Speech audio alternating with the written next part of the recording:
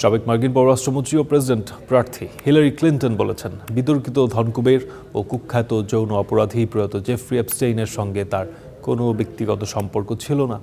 স্থানীয় সময় বৃহস্পতিবার তিনি এপস্টেইনের অপরাধ নিয়ে তদন্ত করা প্রতিনিধি পরিষদের কমিটির সামনে হাজির হন। I have just finished testifying. I answered every one of their questions as fully as I could. আমি সবে সাক্ষ্য দেয়া শেষ করেছি। তারা যে প্রতিটি প্রশ্ন করেছে, আমি আমার জানা তথ্যের ভিত্তিতে যতটা সম্ভব পূর্ণাঙ্গভাবে উত্তর দিয়েছি। আমি কখনোই জেফ্রি এপস্টেইনের সঙ্গে দেখা করিনি। তার সঙ্গে আমার কোনো সম্পর্ক বা যোগাযোগও ছিল না। তার সহযোগী ঘিসলাইন ম্যাক্সওয়েলকে আমি সাধারণভাবে চিনতাম। তবে তারা যাই জিজ্ঞাসা করেছে, আমি সর্বোচ্চ চেষ্টা করেছি জবাব দিতে। আমি কখনো তার দ্বীপে যাইনি, কখনো তার বাড়িতেও যাইনি, কখনো তার কার্যালয়েও যাইনি।